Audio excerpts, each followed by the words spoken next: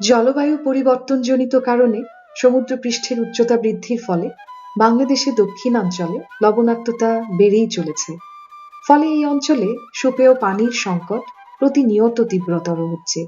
ফসলি জমির পরিমাণ ক্রমেই হ্রাস পাচ্ছে এবং কৃষি উৎপাদন ব্যাপকভাবে ব্যাহত হচ্ছে।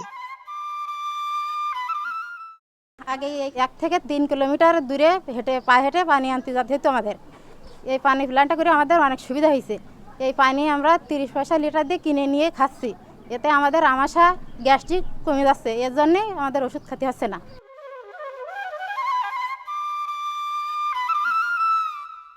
এখানকার প্রধান সমস্যা হলো স্যালিনিটি, লবণাক্ততা, খাওয়ার পানির তীব্র সংকট। একটি মাত্র এখানে কল ছিল, সিওর কল। ওই এলাকার যত জনসাধারণ ওখানে একেবারে রাত পর্যন্ত ভিড় হতো। সাস এই প্ল্যান্টটা এখানে বসাই দিল। এখন মানুষ তো দারুণ সুবিধা পাচ্ছে, কলেজ তো সুবিধা ভোগ করছে। আর বিশেষ করে আমার এই দরিদ্র শ্রেণীর প্রায় 2 থেকে 250 পরিবার, তারা প্রতিদিন এখান থেকে এই পানিটার সুবিধা ভোগ করতেছে। এভাবেই বিভিন্ন সহযোগী সংস্থার মাধ্যমে লবণাক্ততা প্রবণ এলাকার জলবায়ু পরিবর্তনের প্রভাব মোকাবিলায় দরিদ্র জনগোষ্ঠীর অভিযোজন সক্ষমতা বৃদ্ধিতে বিভিন্ন ধরনের কার্যকর সহযোগিতা প্রদান করে আসছে কমিউনিটি ক্লাইমেট চেঞ্জ প্রজেক্ট, সংক্ষেপে CCCP নামে পরিচিত। জলবায়ু অভিযোজনমূলক এই প্রকল্পটি বাস্তবায়ন করছে পল্লী কর্মসহায়ক ফাউন্ডেশন PKSF। প্রকল্পটিতে অর্থায়ন করছে Bangladesh climate change resilience fund BCCRF এবং আর্থিক ব্যবস্থাপনায় রয়েছে বিশ্বব্যাংক। মেপলক্রফট, জার্মান ওয়াচ ও বিশ্বব্যাংক সহ অন্যান্য আন্তর্জাতিক প্রতিষ্ঠানের হিসেব অনুযায়ী জলবায়ু পরিবর্তনজনিত কারণে বিশ্বের সবচেয়ে ক্ষতিগ্রস্ত 10টি দেশের মধ্যে বাংলাদেশ অন্যতম।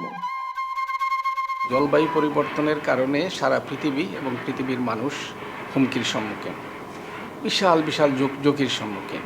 150 বছর 200 বছর থেকে তারা যে গ্রিন হাউস গ্যাস নিঃসরণ করছিল, সেই নিঃসরণ জমা হওয়ার পরে পৃথিবী আস্তে আস্তে উষ্ণ হচ্ছে, বরফ গলছে, সমুদ্রপিঠ উঁচু হচ্ছে, ঝড় ঝাপটা ইত্যাদি বাড়ছে, সাইক্লোন বাড়ছে, এই সমস্ত প্রাকৃতিক দুর্যোগগুলো বাড়ছে। বিশেষজ্ঞদের আশঙ্কা, বৈশ্বিক উষ্ণায়ন ও জলবায়ু পরিবর্তনজনিত কারণে আগামীতে বাংলাদেশে লবণাক্ততার প্রকোপ আরও বৃদ্ধি পাবে।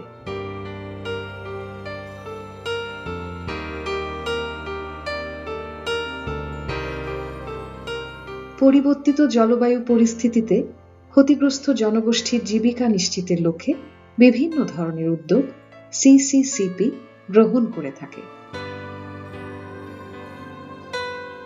সিডার যাওয়ার পর 10 বছরে কোনো ধান পান কোনো কৃষি এদেশে ছিল না। তখন এদেশের মানুষ অনেক অভাবী ছিল। তখন এনেছে চাইয়া এলাকার এই মানুষজন নিয়ে হত দরিদ্রকে নিয়ে মিটিং দিয়ে এই খাল কাটার চিন্তা ভাবনা করছে। তখন এই খালে মাছ দিয়েছি, মনোসিক্স পোনা দিয়েছি।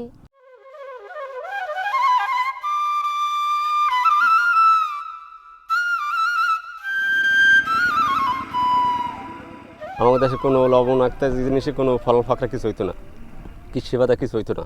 খাল কাটার পর মনে করেন আমাকে মিষ্টি পানি হয়েছে, এবার আমরা ফসলাদি খুব দিতে পারতে আছি। এলাকায় মনে করেন 2 সাইডে 300 একর জমির মতো মনে করেন আমরা দিতে আছি।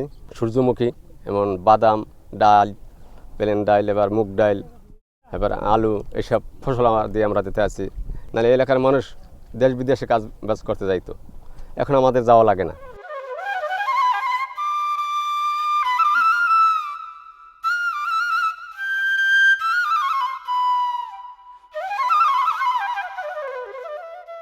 পল্লী কর্মসহায়ক ফাউন্ডেশন লবণাক্ততা প্রবণ এলাকায় যাতে লবণাক্ততা সহিষ্ণু ধানের চাষ এবং অন্যান্য সবজির চাষ করে আসতেছে।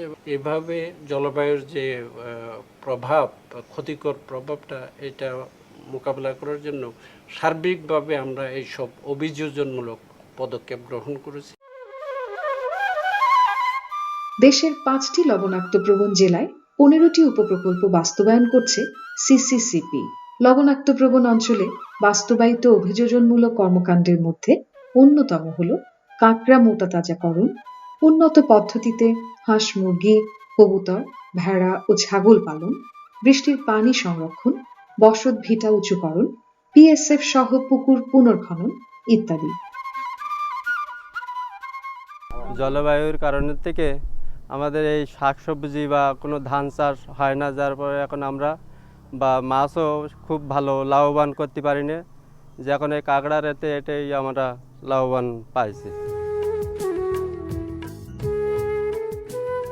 দেশের লবণাক্তপ্রবণ অঞ্চলের দরিদ্র ও অতি দরিদ্র জনগোষ্ঠী যেন জলবায়ু পরিবর্তনের ক্ষতিকর প্রভাব মোকাবেলায় টিকে থাকার সক্ষমতা বাড়াতে পারে, সেজন্য ইতিমধ্যে বিভিন্ন ধরনের কার্যক্রম বাস্তবায়ন করে আসছে পিকেএসএফ।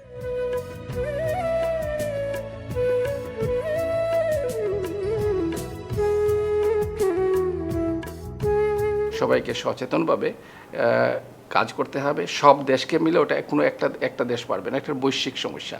সব দেশকে একত্র হয়ে এটাকে নিয়ন্ত্রণে আনতে হবে, সেই প্রত্যয় নিয়ে যদি কাজ করতে হবে, তাহলেই এটাকে নিয়ন্ত্রণে আনা হয়তো সম্ভব হবে।